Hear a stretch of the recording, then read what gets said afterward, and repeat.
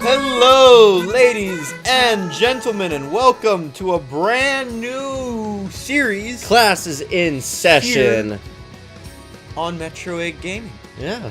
Welcome to Eggy Teaches. Today, we're learning about fighting games. Yep. Colin is my student. Yeah. This is Colin. I need to learn. And you are my students by proxy. So, today, we're going to be learning the very fundamental basics of fighting games. But in order to get into that, well, we're going to be getting into all of the basics of fighting games and everything, and how to pick up fighting games in general. Then, my plan for the series is to go over the generals of fighting games, how to pick them up, how to pick up any random fighting game that you choose, and then go into a specific game of your choosing and getting better at that one and seeing how the combo systems work in a specific setting. Gotcha. And all that jazz. So, for this basic portion, for the portion where we're just learning about how to pick up fighting games, we're going to be practicing in Street Fighter V, which clearly I have all the characters. Clearly. I haven't played this game in a while, I'm gonna be honest with you. I'm more of a MVC kind of guy. I've played a lot of Marvel vs. Capcom Infinite. I'm quite good at that game. I don't even have this updated to the point where we have all of the characters that are in the game, actually. So, but the reason why we're doing it in this is because this is a great game to learn how to play fighting games in. So, my main is Cammy. We're gonna put you... Who do you want to be? I can be... So, we're gonna put you as Guile. Okay. Just because he's a different type of character from Cammy. Gotcha. Okay, so eventually we're going to be getting into more specifics, but today we have to talk about vocab. And I would have also tried to cover basics, but as Colin can see here, we have a long vocabulary list to get into here. We have a long list. So let's get right into it. So, this is the training mode here. I'm going to, before we get started, there. Iron Control Guile. Yep. So, let's talk. You ready? Yeah. You ready? You ready to learn? Yeah. Ready to learn? Everybody got a pen and paper Yeah, out? Pad and pencil? Notes on your phone? Let's do this. I'm a loose teacher. I don't care. You can have your phones out in class. That's fine. Alright. So, first thing we're going to talk about is damaging. So, in any fighting game that you play, 3D fighters, anime fighters, 2D fighters, 2.5D fighters, any kind of fighting game, there are hitboxes and there are hurtboxes. Okay. It's important to know the difference between these because if you look up fighting game charts, which we're going to get into next episode, fighting game charts of characters, you'll see hitboxes and hurtboxes. Hitboxes are typically represented in red. Hurtboxes are typically represented in green, but that can change based on where you're getting the hitbox from, where you're getting the data from, and all that. So a hurtbox is basically your entire body. Any part of your character that can be touched and get hurt is the hurtbox. So right there was my hitbox interfering with your hurtbox. When you throw out a move, it creates a hitbox in the game. Okay. That's how the mechanics of fighting games work. So there, no hitbox. This reduces my hurtbox for that entire amount and ends with a hitbox. Hitbox, hitbox, hitbox. And your entire body is the hurtbox, right? Right. So if a hitbox comes in contact with a hurtbox, it does that. Gotcha. It damages. And there's also, the blocks are, we'll get into later, but, reduce damage and all that. And then there's also grab boxes, which are that, Gotcha. So, like, if it comes in contact with any hitbox, it will grab it. Hitboxes, hurtboxes. There you go. That's the basic stuff. Oh, I also wanted to talk about, so, here, let me see your controller for a second. Yep. Come on. Come on. There. So you see that? Mm-hmm. All hitbox. All There's hitbox? no hurtbox on projectiles. Okay. Which is why projectiles are used so frequently. Because of the fact that they're all hitbox. Gotcha. There you go. So, that's why projectiles are good for spacing, but we'll get into all that later, obviously, so just, that's the difference between a hurtbox and a hitbox. Now we're going to talk about frames, okay? Gotcha. So, frames, I'm sure you've heard of frame counting in fighting games? Yeah, I've heard about it, yeah. So, the way that frames work is there are 3 basic types. There's startup frames, active frames, and cooldown frames. Now, this is the other reason why we are doing this in Street Fighter 5. There's attack data. Oh, there's more. Key display? Fuck! I'm not updated to arcade mode. That's okay, it doesn't really matter right now. I'm not... Okay, so in arcade mode, what they added was, the ability to see not only this attack data of like how much damage each attack is doing and stuff, right? But it also added the ability to see what like frame data of your attacks. Which gotcha. Yeah, frame data is just not on here right now, and that's on me. I should have updated the game. My internet is really slow. We started a recording session today. We recorded a good 7 episodes of other shit. Yeah. And then the entire time we've had this game updating on my PS4, it still has 8 hours to go. Yeah. Before arcade mode is downloaded on here. So we don't have frame data, unfortunately, and this other attack data isn't going to do us any good. But that's fine because we're talking about vocab today. Yeah. Basically what you need to know is that moves have startup and active frames and then cooldown frames. So I'm trying to figure out what the best move to see that on is. Probably her heavy spiral arrow. So watch how long it takes before it hits. See how it took a little bit? Yeah. Even though I'm right up next to you, it still takes a bit. Yeah. That's the startup frames. If you're hit within a startup frame, this is actually probably a good one. So see, watch. There's a bit of time there. You see that lag there before it actually impacts? Yeah. Between when I'm hitting the button and when it's actually making contact. That's the startup frames. Then cooling down after that is the recovery frames. I want you to block for me. So see, when you block, the recovery frames become a lot more. Yeah. Which is where blocking and punishing comes from, which we'll get into that in colloquialisms, but so that just helps. That's just helping us to example the cooldown frames of her moves. So this is also important to know because when you're talking about moves, you want to know how long the startup frames are, how long the active frames are, and how long it's active for, and how long the cooldown frames are. You can also verb these words. So like you talk about how many does it have on startup? How many frames does it have on startup? So you can figure that out, and you can figure that out with the attack data that we'll get in arcade mode when it downloads. Then you want to know how many frames it's active for, because that's how many frames that the hitbox is out there. So do a Sonic Boom for me. Which one's that again? I kind of accidentally did it. Okay, Sonic Boom. I don't play Guile, so he's a charge character. Yeah, Sonic I'm like Boom is back forward. Back so forward, see, okay. The thing, and this goes back to our discussion about hitboxes, is these projectiles are all active frames as well, because you know they're projectiles. So they take a while for startup typically, but then active frames are nice and long. That's frames. That's your basic frame stuff. We'll get into more of that as we go on. So now let's talk about move types. This is where we're going to really start getting into some stuff here. Because, again, we're just talking vocabulary. We're not talking about how to implement these all yet. When we start talking about how to implement these, it's important to know this vocabulary so that way you can get into it. Right. So let's talk move types, because this is really important. So, first of all, we have normals.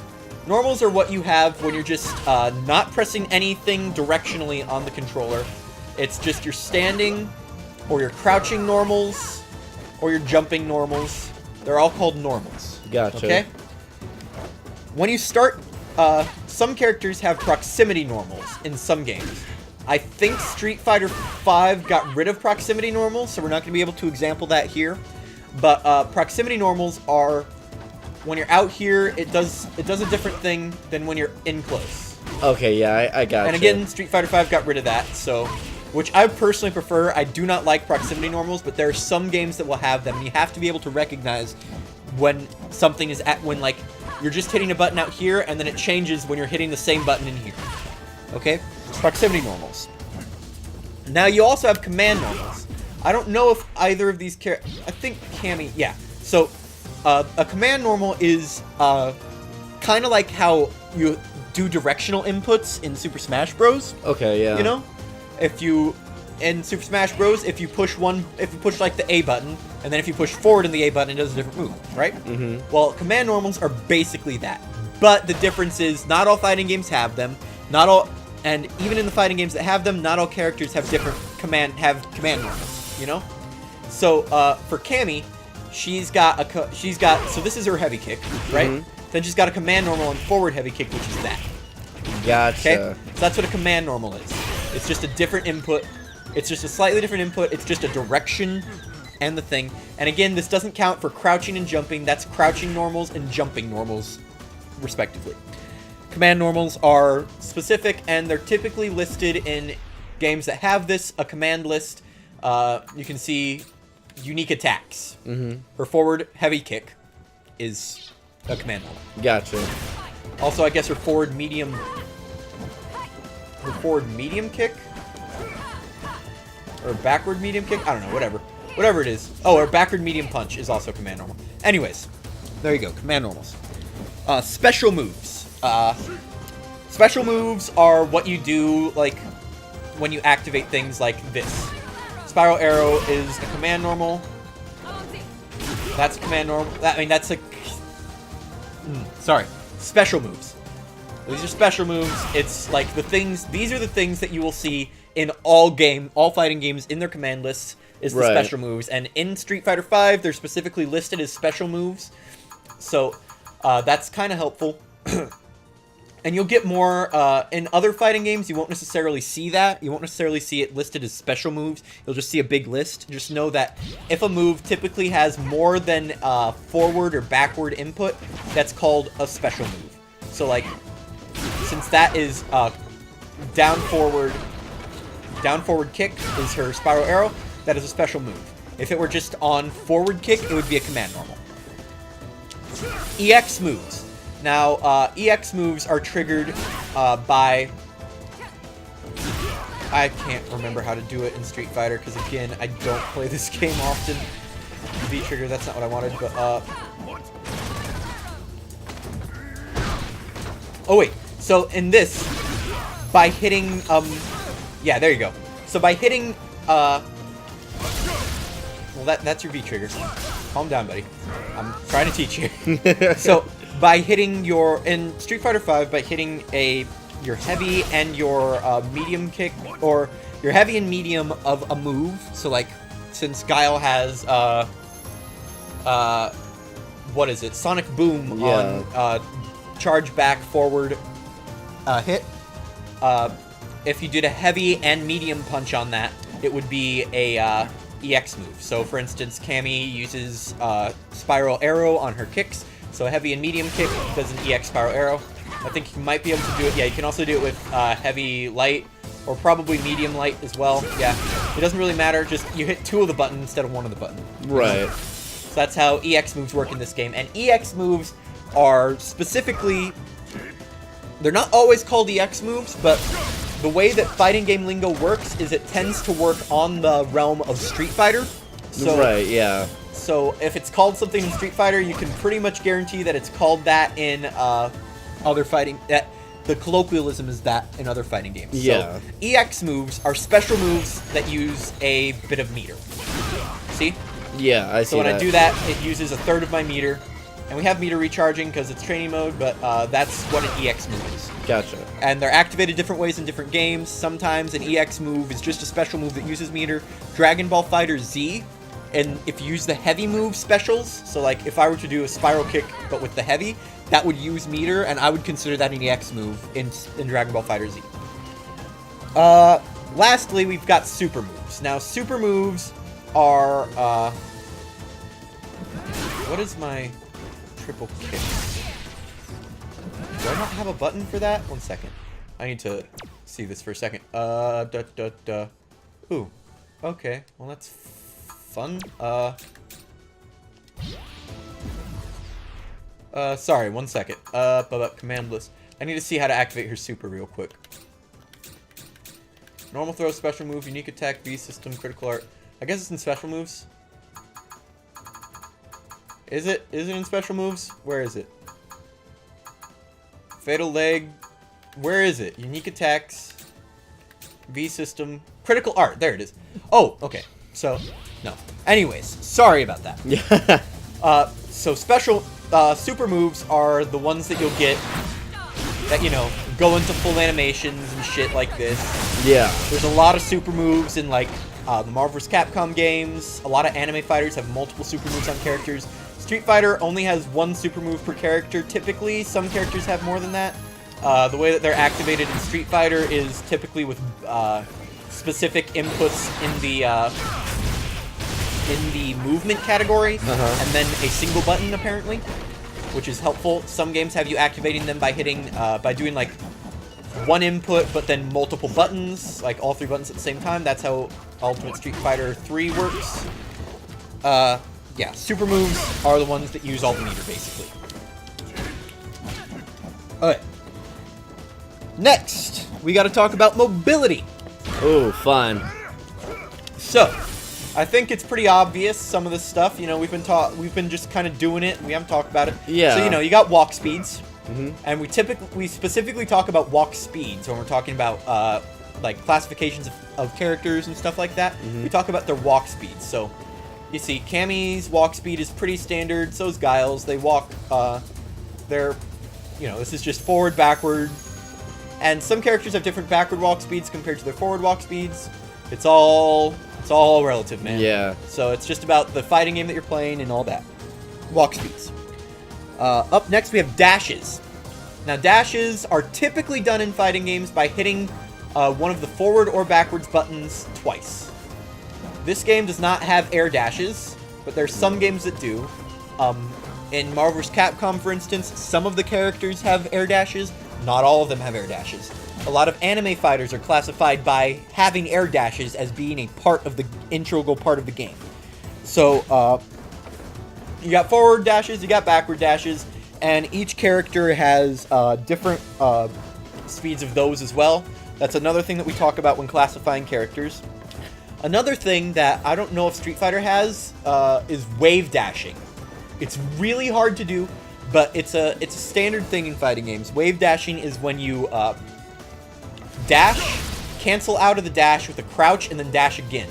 It's a way to get in. Marvel vs. Capcom Infinite has it. It's a very common practice in high-level Smash Melee play. It's not in Smash 4, but it's in Smash Bros. Melee, and that's a very common thing.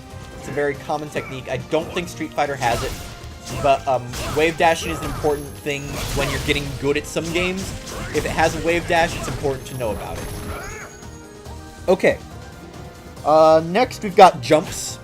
You know, you tap up to jump in 2D fighters, typically. We're going to be learning 2D fighters. We're not going to be learning 3D fighters. So Gotcha. For most of our purposes, up is the jump button. Yeah. You push up. If you're in the arcade, you push up on the joystick. You push up. That's how you jump. Just go up. There are super jumps. I don't think there are super jumps in this game. No, I don't think there are. In MVC, they are. In MVC, there are. In lots of fighting games, there are. Basically, the typical way you activate super jump is by crouching into jump. It gives you a high jump. There are also short hops. That's when you.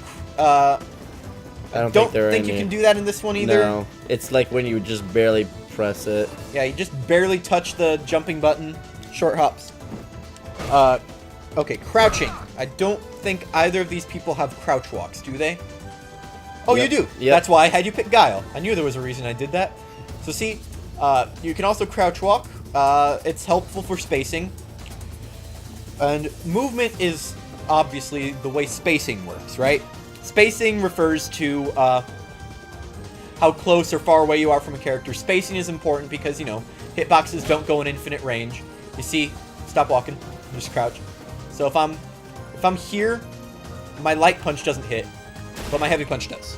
Gotcha. So spacing is all about knowing what moves will hit at what ranges, and movement is how you get in to those spacing areas where those moves will hit. Understand? Alright, up next, we've got hitbox length, which is what I just talked about. So, example, crouch again. From here, my light punch doesn't hit. My medium punch doesn't hit, but my heavy punch does. Yeah. Hitboxes have lengths, and that's important to know in spacing. You gotta know how far away your hitbox is going to be to space out your combos. Okay. Up next, moves with movement. For example, this is a good way to get in on someone, to get in on your spacing. So, if I'm out here, right, like I can't get in with any of my normals, but Cammy's command normal and forward kick can do that. I can get in with that, and now I'm in here. I'm all up in here. I'm all up in your space, and now my lights will hit, and all that jazz. So it's important to know what moves will have movement along with them, because, like for instance, also Spiral Arrow. If I can do it, Spiral Arrow that has a lot of movement. It can help you get in there. I like to use that to get in with Cammy a lot. Oh, yeah. Now I'm in there, and now I can use all my actual normals. Like, watch, for instance, what are you doing there? Forward heavy punch? Forward L or R1. Yeah, forward heavy punch. So Guile's forward heavy punch, do it. Okay, don't hold forward, just tap forward and heavy punch. It has movement on it. It doesn't look like it has movement on it, because, do it again. He steps back. But it does have a bit of movement on it. So knowing that it does that, you can do that, and people will think, oh, well, he's not going to move close enough to get in range with other moves, but now you are. So it's important to know stuff like that. That's mobility, folks. Whew! I've been talking a lot. Well, you're the master at this. You're the sensei. Up next, we are talking about combos. So, oh shit. First of all, let's define the word combo. Right. Because when I was a kid, I always thought combos were these inputs that you would do to do moves like that, or like, to do moves like that, or like that, or, you know, like that. I thought that those were called combos. Yeah, They're right. not. They're combinations of buttons, but that's not what a combo is. A combo is when you string together a string of attacks that are completely unblockable in said string. So, again, it's been a while. I think, here's a basic Cammy combo. What is it?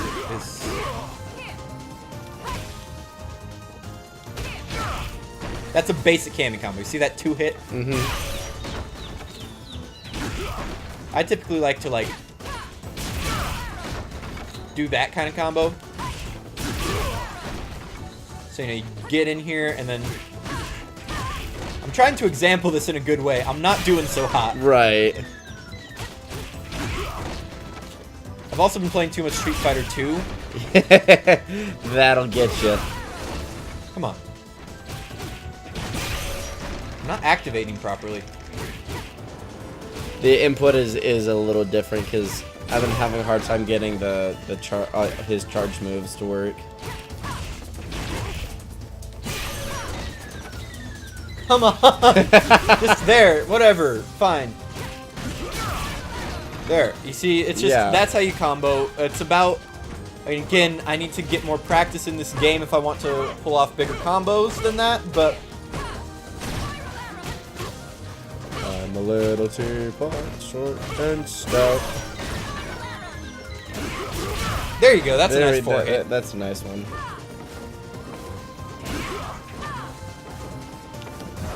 Okay, really, dude? Really?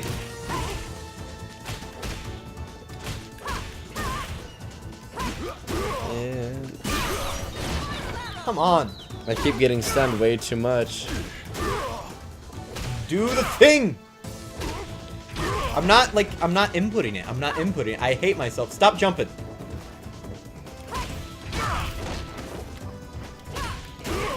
There you go. There we go. There. So combos are when you string together a bunch of moves. Sorry, I'm so frustrated that I'm bad at this game. Okay, blocking. Why am I talking about this here? I don't know. The teacher doesn't even know their because own. it's important to know. Okay, so let's talk blocking first of all. Yeah. In most 2D fighters, you will block by holding back. Yeah. Here, dude, crouch and hold back. Then you won't move, and then you'll block. See? So if you hold... You can also hold down and back and you'll still block. Yeah. Some games have air blocks. I don't think this one does. Hold. Yeah.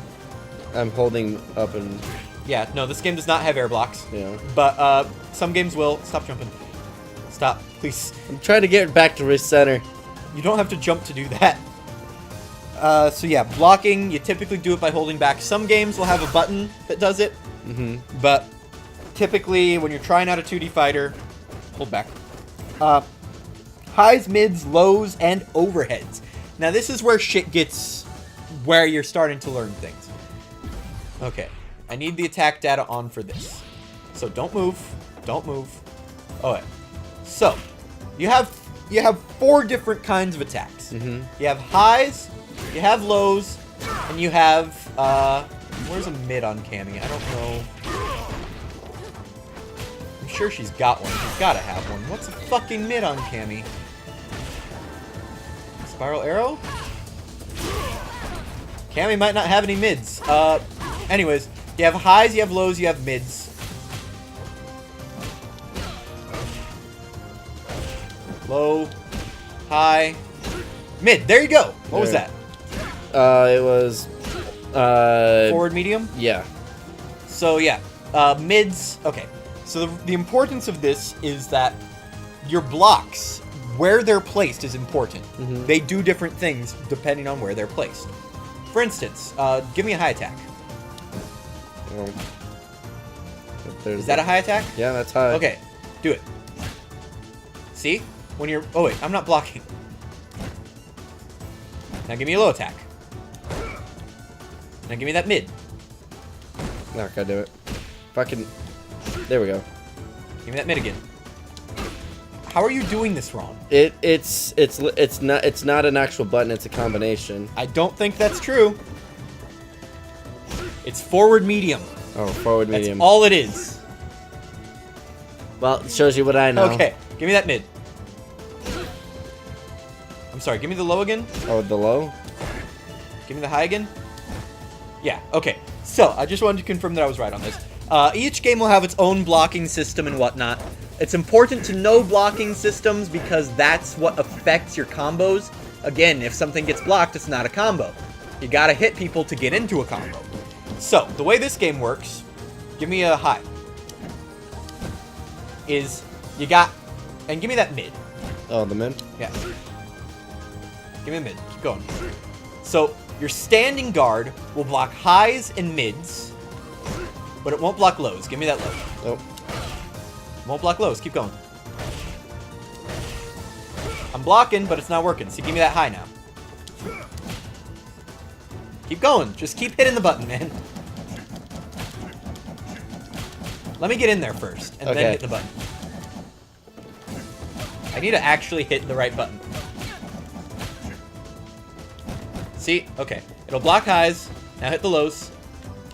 It won't block lows. It'll also block overheads. Now, what are overheads, you ask? Block low for me. Overheads are typically done by coming in, and they're mids. Overheads always read as mids, because mids hit lows. If that makes sense. Yeah, I get you. So, like when someone's crouch blocking, you want to hit them with an overhead. Like that. And then it opens them up. Okay. Does that make sense? Yeah. That all making sense? So lows in this game in particular will block highs and lows, but they won't block mids. Highs will block mids and highs, but they won't block lows. High attacks are typically used like if someone's just not guarding, or to try and get in there and put pressure on. Right. Or to accentuate combos. Lows and mids are how you get in there because you gotta, you know, get in there. Anyways. That's why it's important to know the difference between highs, lows, and mids. And that's why it's important to know that in the attack data, is because that way you can read when a combo will hit. Gotcha. Make sense? Okay. That's highs, lows, and mids. And blocks work in that way. They work as standing blocks, low blocks. I love how we're not even on the second page. We are now. Oh, we are now? Just getting there. Holy shit. Okay, page 2. Oh my god. Canceling. Oh boy. The way that canceling works is you can cancel out of a regular move into a higher tier move. So, for example, Cammy can cancel out of her heavy punch into that. That's how you string combos together, is cancellation.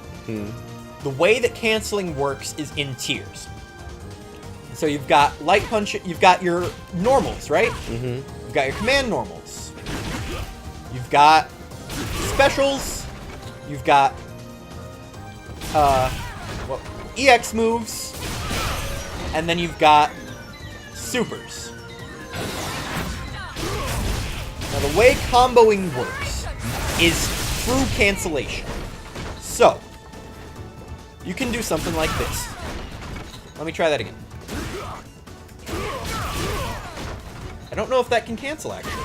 And that's important to know, too, is that sometimes you can't cancel. Some supers. So, the way that it works is you can cancel normals into specials. If I can get the input. So that way, you get rid of the, what's it called? Cooldown frames, right? That's what canceling is. The reason why the reason why it's used to string together combos is because instead of the cooldown frames that I normally have from that, see how it takes her a while to get back into neutral? Yeah. Is I go immediately from that into a special move by canceling it out. Mm-hmm. And then specials can typically combo into supers like that. Shit, see, nice. I canceled my cannon spike into a super move. Mm-hmm. And you use that tier to create combos. So first you figure out what moves you can string together, like with your normals. Then you figure out what specials can be canceled, what normals can be canceled out of into a special move. Then after you figured that out, then you figure out what specials can be canceled into supers, and so on. Gotcha. Which brings us into the next topic, confirming. So confirming is confirming a hit. Hit confirmation is when you confirm that you're doing damage and not just hitting someone on block. The reason why this is important is because your combos will change because different moves have different properties if they hit on block, or they hit on confirmation, or they hit on counter, or they're hit in the middle of combos. Gotcha. It's important to know that, so that way you know that, like, I can combo into that.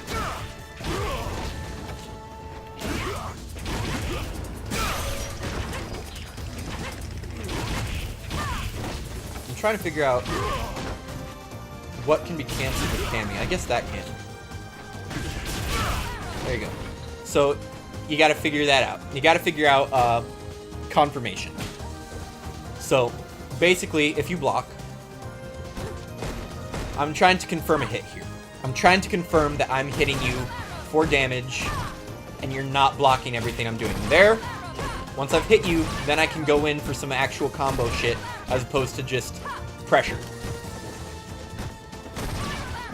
And I don't know Cammy's mids. I don't know them. Ooh, is that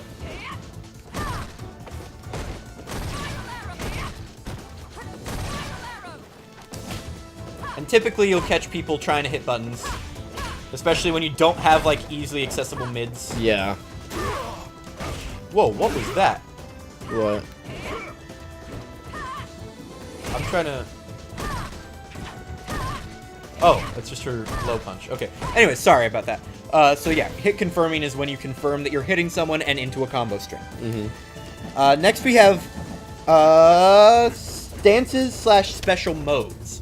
So these can change up how combos work. Mm-hmm. For instance, in this game we have V-Trigger, which significantly changes up how combos work because it, depending on each character's V-Trigger, is completely different.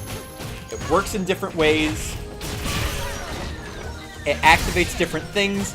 For instance, some of them, it gives them new moves. For Cammy, it ups her specials, so that way they do more hits and more damage, and ups her combo strings. It makes her faster. Yeah. With her special moves. For Guile, it's L1. Just Sure. L1. No, it's not. It might be different for you. Heavy punch, heavy kick. Try that. So that's R1 and R2. Oh, yep. There you go. So for Guiles, yeah, you can do multiple sonic boots. Yeah. That's what his V-Trigger is. So it affects the way you do combos. In other games, we have things like stances, which Like, you can change fighting stances in the middle of a match or something. Vega, also in this game, has 2 different fighting stances between his claws and his non-claws. Okay, man. Really? Just taking any opportunity you can to just... I've been playing tag with your character. I'll get up, like, sidle up closely and just be like, and then, like, back off. Alright, so... stances are important because they can change the way that you operate in doing things, right? Yeah. They can change the way that your combos work, and so it creates different opportunities for different kinds of combo strings. Mm-hmm. Whew! Well, that's all the technical jargon that there is. Sweetness, a good thing we got that out of the way. Well, now we have to get into the vocab of the colloquialisms of fighting games. Oh, joy. Because I'll use colloquialisms a lot. When you get into fighting game scenes, they'll use colloquialisms a lot. When you start watching pro fighting game matches, they use colloquialisms a lot. Because all this stuff goes into it. So first of all, let's talk about mix-ups. Right. Mix-ups are like, basically they have to do with the psychology of the fight. If I'm coming at you with a bunch of highs, you're going to start guarding them eventually. Yeah. So then I start coming in with some overheads and lows. You know, I'm mixing up my strategy so that way you can't be predictable. Right. Not being predictable is the way to win fighting games. Because if you're predictable, they'll just see what you're doing. I didn't combo it. Whatever. They'll see what you're doing, and they'll get you for it.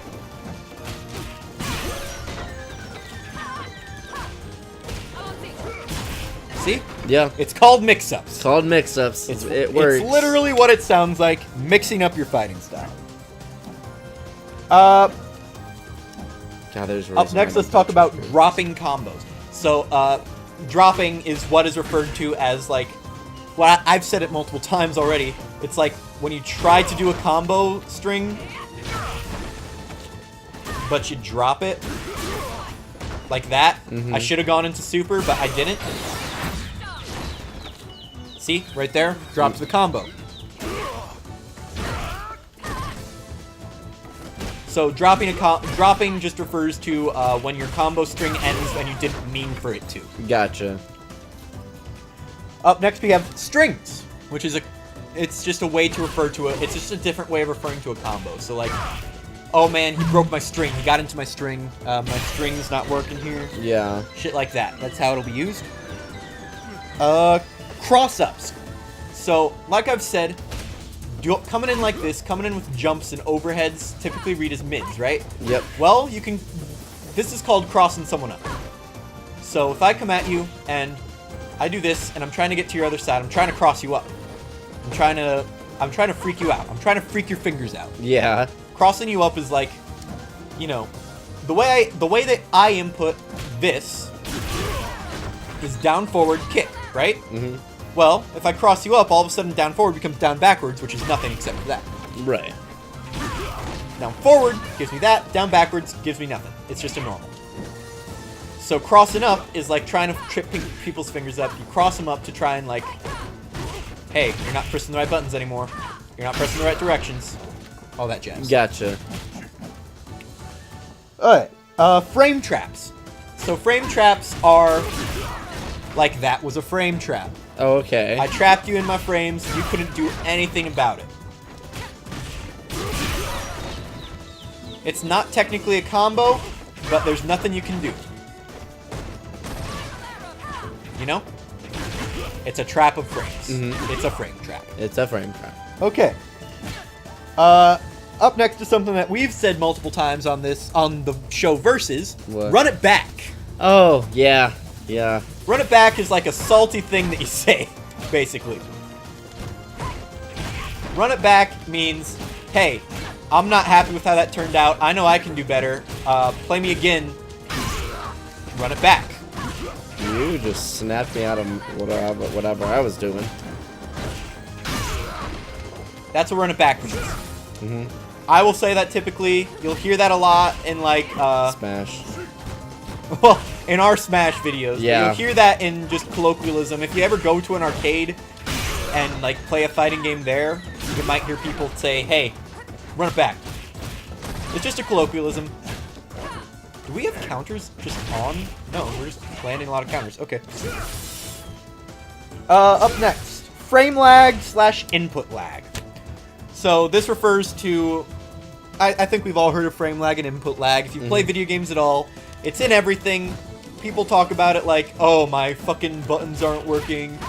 That's why I lost that Halo match. It wasn't me. It was the lag. It was the internet. Like, I'm so good at Call of Duty. However, in fighting games, sometimes it's a bit different. Yeah. Input lag just refers to the amount of time it takes from hitting a button to the move coming out, which is pretty responsive, but it's about, I think in Street Fighter V, it's about 3 frames of input lag. Well, you'll also see it with your heavies, too, because, like, just, like, sitting here tapping it.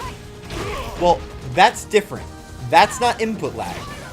See, this is why we go over vocabulary. Yeah. When you're doing your heavies, that's not input lag, that's startup frames. That's startup frames. Input lag is how long it takes before the startup frames start.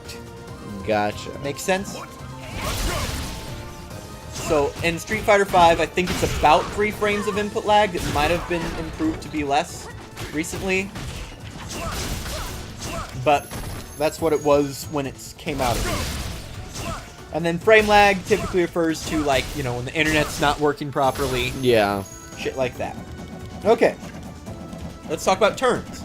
So if it's your turn, you're the one landing hits, right? And I'll block to try and make it my turn. Yep. And if I stop blocking before it's my turn, my mom is calling me. If I stop blocking before it's my turn and it's still your turn, you're going to land a lot of hits. Yeah. You're going to land a lot of hits and it's going to be bad for me. This is where the terms block and punish comes from.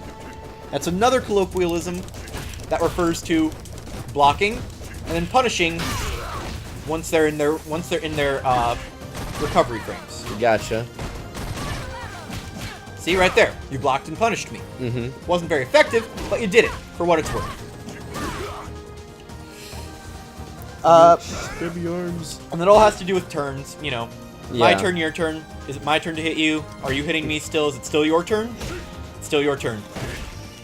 That comes into play a lot in like games like Pokken, where the combo strings are a lot easier to pull off, and they're basically one button that does a lot. You gotta keep track of when it's your turn and when it's their turn. You gotta memorize those combos. Anyways. Up next, we have safe moves and plus and minus. So, a safe move is a move that you can do with very little chance of being punished for it. Punishment is obviously what you just did. So, like, lights are typically safe, but that's not always the case. So, block for me. So, safe is like, if you can block it and come in at me still and I can't block it, so block and then try to counter. See, it's safe. You need to block and then try to counter. Block and then try to counter. See, that move is relatively safe, I guess, for against you.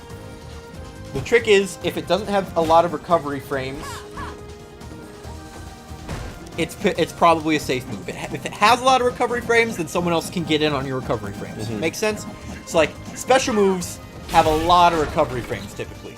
If I weren't to land that, you have a lot of chance to punish me. So try it. Block. Block. That's what I did. Just did that. No, you weren't. You have to block low. See? Not a safe move. Lights, typically pretty safe. Not a lot of recovery frames on lights. There you go. That's about safety. Safety first, everyone. The psychology of the fight. So the psychology of the fight refers to when you are trying to get in your opponent's head, you know? I won, if you go back and watch our Ultimate Marvel vs. Capcom 3 tournament that happened recently, I won that tournament purely through the psychology of the fight with Carlos. We were on our last match, and he could have reset the bracket. Oh, he wasn't resetting the bracket, but he could have kept the bracket going if he won. But I got in there with a super move from Hagar, used that to freak him out, so I could get close enough to actually hit him with the little sliver of damage that I needed to win. Yeah. That's using the psychology of the fight to your advantage. I knew that the super move wasn't going to land. Some would say it was a waste, but I was using psychology to get into his head. Gotcha. Psychology of the fight. Alright. SRKs. Now, you might think that this refers to specifically the move, a Shoryuken. It comes from the Shoryuken terminology, But what SRK refers to is any kind of aerial special move, anti-air. Gotcha. So if it sends you in the air and is an anti-air, it's an SRK. This is technically a cannon spike, right? That's what the move is called. But colloquially, I would call it Cammy's SRK. Because if you try to jump in at me, keep going, I can cannon spike you the same way that Ryu would do that. And it's just referred to as SRKs because Street Fighter did it first. Hadokens. Now, this does not actually refer to the move. If you call it a Hadoken, and if you call it pretty much the only thing that refers to a specific type of move is an SRK. Because there's no other, like, you know, if you throw a Sonic Boom, that's a fireball. Yeah. You know? There's another way to call it. But SRKs don't really have a way of doing it because they're not uppercuts because you're sending your whole body in the air. Like, you know, this is an uppercut. Right. But this is an SRK because it sends your whole body in the air. Hadoken, and typically whenever you refer to any other kind of move, such as like, oh, you Tatsu, or something like that. Yeah. It's referring to the input that's used to produce it. So I will say that the way you do this is Hadoken, is Hadoken with a kick. Yeah. Which is basically just, which means forward heavy punch with the kick. The way that you do no, that's not, well, like, you know, Tatsus, if you say something, it typically refers to the input that is needed to produce a special move. Some water would be helpful next time we record one of these. Up next, we're going to cover inputs now. So that was the first basic bit of colloquial inputs, but there's other stuff. So you have quarter circle forward, you know, quarter circle forward is down forward, quarter circle backward, down backward. Half circle, typically, if you just say quarter circle, it typically refers to quarter circle forward. If you just say half circle, it typically refers to half circle forward, which is back down forward. And Cammy's move on that is that. But it's back down forward. Then you have forward quarter circle, backward quarter circle. You have full circle moves, which typically full circles are reserved for command grabs. That's just a regular grab. I just want to do that. But full circles are typically reserved for command grabs. And so yeah, if you hear quarter circle forward, if you're quarter circle or quarter circle forward, it means down forward, and then there will typically be a button that comes after that. So for instance, I'm gonna do a heavy spiral arrow. That's quarter circle forward. That's quarter circle forward. Come on, quarter circle forward, heavy kick. Quarter circle forward, heavy. Cannon spike. Yeah. Spiral arrow. Or you can say I'm gonna do half circle heavy punch. That's that. Gotcha. That's how you refer to it. So if someone's trying to teach you how to play a game and they're trying to tell you, do this move, and you're like, I don't know how to do that move, and they say, well, just do quarter circle forward heavy punch. All that means is down forward. Well, since I'm Cammy, just do quarter circle forward heavy kick. All that means is down forward heavy kick. Well, they have to do it fast. Yeah. That's what that means. We're almost done. Ugh. Okay. That's all we have for basic games. Now let's just quickly go over the different types of games that there are. Okay. Because this vocabulary is going to change depending on the game. Because not every game has heavy punch, heavy kick. Not every game has the same fighting system. So for Street Fighter, the reason why we're going to do this basic training here is because it's about as versatile as you can get. The only thing is it doesn't have switch-ins for other team members or stuff like that. Right. Street Fighter is a 6-button fighter. What that means is it has 6 buttons that you use to fight with. Your light punch, your medium punch, your heavy punch, your light kick, your medium kick, and your heavy kick. Now, there are all different kinds of fighters. There's 2-button fighters, 4-button fighters, there's even 8-button fighters that are out there that are insane and typically are only in arcades. Yeah. But they do port those sometimes. But basically, when you're talking about traditional 2D fighters, now traditional 2D fighters refers to games like Street Fighter, Mortal Kombat. They all have this same basic combat system that we're all familiar with. You know, all the basic stuff we've talked about. Mm-hmm. Because we're teaching typical 2D fighters here right now. We're not teaching anime fighters. We're not teaching 3D fighters. So they've got blocks the way that we've told you to block. They've got hits the way we've told you to hit. They've got confirmation the way we've told you to confirm. That's traditional 2D fighters. There are other types of fighting games. But real quick, the way that we discuss those traditional 2D fighters, because there's so many of them and because it's the typical way you do it, is you describe it by the number of buttons used to play it. Okay. 2 button, 4 button, 3 button, however many that is. Ultimate Marvel vs. Capcom 3 is a 3-button fighter. Marvel vs. Capcom Infinite is a 4-button fighter. Street Fighter 5 is a 6-button fighter with light, medium, heavies. And it's your standard 6-button fighter. And you'll hear me say that too. You'll hear me say it's a standard 4-button, a standard 2-button, a standard 6-button. That just means that there's no wonky shit. Marvel vs. Capcom 3 is not a standard 3-button fighter. It's a unique 3-button fighter in that it also has a 4th button, which is purely launcher. Gotcha, yeah. So that's how you describe traditional fighting games. However, there's also anime fighters, which refers to, despite what people might think, it does not refer to fighters based on animes. That's true. It does not refer to a fighting game based on an anime. A fighter can be an anime fighter, even if it's not based on an anime. Yeah. All an anime fighter is, it typically has something to do with the art style, and it also has a lot more complexity in the controls. There's a lot of specials. There's a lot of combination potential. Every single character has about like 25 special moves that they can do. Typically, you'll see multiple different meters in anime fighters. Guilty Gear. Yeah. You'll have multiple meters that all do multiple different things, and you can use multiple different levels of those meters. Anime fighters typically also have air dashes on most, if not all, of their characters. That's how you describe an anime fighter. Really complex in everything. Then there's team-based fighters. Team-based fighters are also typically described as traditional. So, for instance, Marvel vs. Capcom Infinite. It's a team-based 4-button fighter. That's how I would describe it. Team-based, traditional 4-button fighting game. You combine all these things to describe exactly what a game is, you know? So team-based just means that there's multiple characters that you play as opposed to just the one, like you see in Street Fighter. It's not a team-based.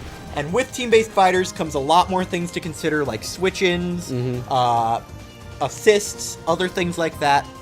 Which, if you choose that you want to focus on a team-based fighter for this series, we'll get into that then. Yeah. We're not going to get into that now.